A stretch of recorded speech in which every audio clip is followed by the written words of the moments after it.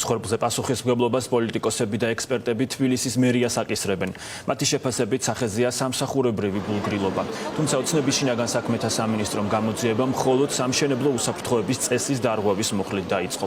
თბილისის მერიამ მრავალი წლის განმავლობაში იცოდა, რომ შენობა ინგრეოდა, ფასადს კი სერიოზული ბზარები ჰქონდა. თუმცა კორპუსი არ გაამაგრა, მეტიც მერიამ 2024 და 2025 წლებში კორპუსის ქვემოთ სავაჭრო ობიექტებისთვის სარეკლამო აბრების მოწყობის ნებართვები გასცა. ავარიული შენობის წინ მოაწყო პარკინგიც. ვისი პასუხისმგებლობაა დატრიალებული ტრაგედია? ნინი ბალანჩივაძე მოისმინა შეფასებები, რომელიც ფორმულას პირდაპირ ეთერს უერთდება.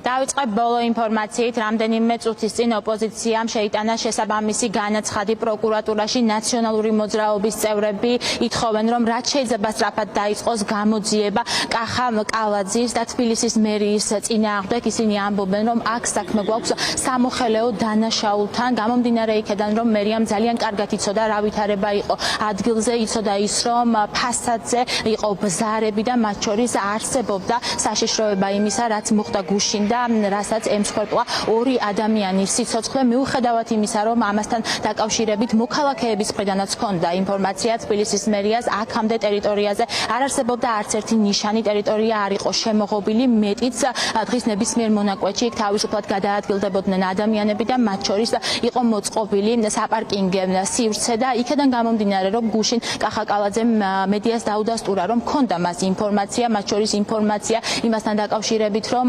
მეხუთე ხარისხის დაზიანებას ჰქონდა ადგილი კონკრეტულ კორპუსთან დაკავშირებით, თუმცა მიუხედავად ამისა არანაირი რეაგირება არ გვინახავს ჩვენ მერიის მხრიდან. აქედან გამომდინარე, ოპოზიციის წარმომადგენლები ნაწილი მათგანი ასევე იმყოფებოდა დღეს მიმდებარე ტერიტორიაზე, იქ სადაც მოხდა გუშინ შემთხვევა. ისინი პასუხისმგებლობას აკისრებენ კახა კალაძესა და თბილისის მერიას. ეს არ არის უბრალოდ ტრაგედია, ეს არის მკვლელობა, რომელსაც წინ უძღოდა დანაშაულებრივი უმოქმედობა თბილისის მერიისა და კახი კალაძის მხრიდან. მათ თავად განაცხადეს, რომ იცოდნენ ბაზრობაზე, საზოგადოებრივი თავშეყრის ადგილას, რომ იყო ავარიული კორპუსი, თუმცა მოსახლეობა არავინ გააფრთხილა. ვითხოვთ გამოძიების დაწყებას კახი კალაძის და თბილისის მერიის მაღალჩინოსნების დანაშაულებრივ უმოქმედობასთან დაკავშირებით. ვინაიდან სახეზეა არა მხოლოდ დანაშაულებრივი უმოქმედობა, არამედ გულგრილობა და დაუდევრობა, რომელმაც გამოიწვია ადამიანის სიცოცხლის მოსპობა. ეს არ არის ტრაგიკული შემთხვევა, ამ საქმეში აშკარად იკვეთება სისხლის სამართლის დანაშაულის ნიშნები. მათ არაფერი არ იღონეს, გამოიჩინეს სამსახურებრივი გულგრილობა, რაც აბსოლუტურად უდანაშაულო ადამიანებს დაუჯდათ სიცოცხლის ფასად. მილიონობით ლარს ხარჯავენ პარტიული აქტივის დასაქმებისთვის და ის თანხაც კი, რაც კახა კალაძის პიარისთვის დახარჯულია უკანასკნელი 2 წლის განმავლობაში, გაცილებით მეტია, ვიდრე 10,000 ავარიული შენობის გამაგრების პროგრამისთვის არის გამოყოფილი.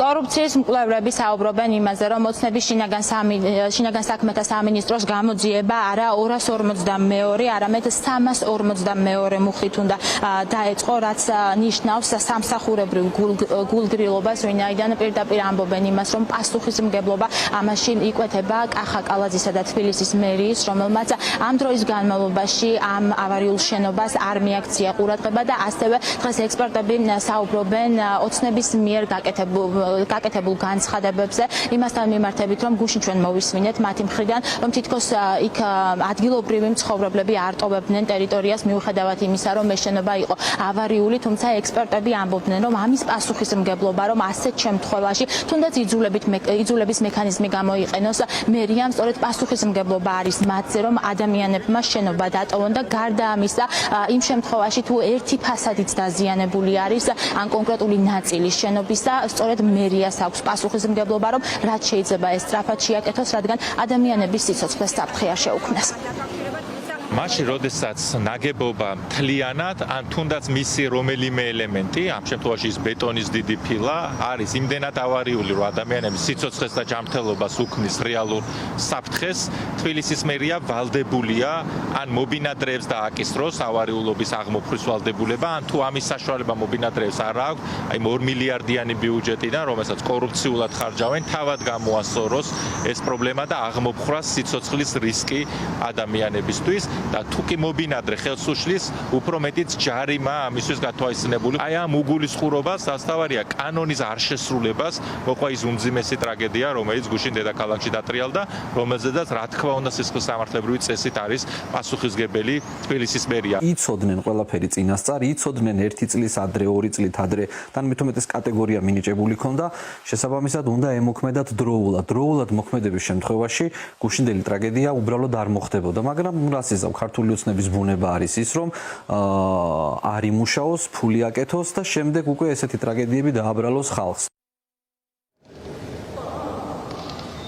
ექსპერტიზის დასკვნის მიხედვით ამ კონკრეტულ შენობას მესამე მეოთხე კატეგორიის ავარიულობა ჰქონდა მინიჭებული, თუმცა გუშინ კახაკალაძემ თქვა, რომ ეს იყო მეხუთე კატეგორიის ავარიულობა. ამ შემთხვევაში კი კონკრეტული ნაბიჯები უნდა გადაედგა თბილისის მერიას და შესაბამისად ამ ყველაფერთან დაკავშირებით, რაც გუშინ მოხდა იმ ტრაგედიასთან მიმართებით, რომელსაც ემსხვერპლა 2 ადამიანის სიცოცხლე, პასუხისმგებლობას, როგორც ექსპერტები, ასევე ოპოზიციის წარმომადგენლები სრულად აკისრებენ კახაკალაძეს.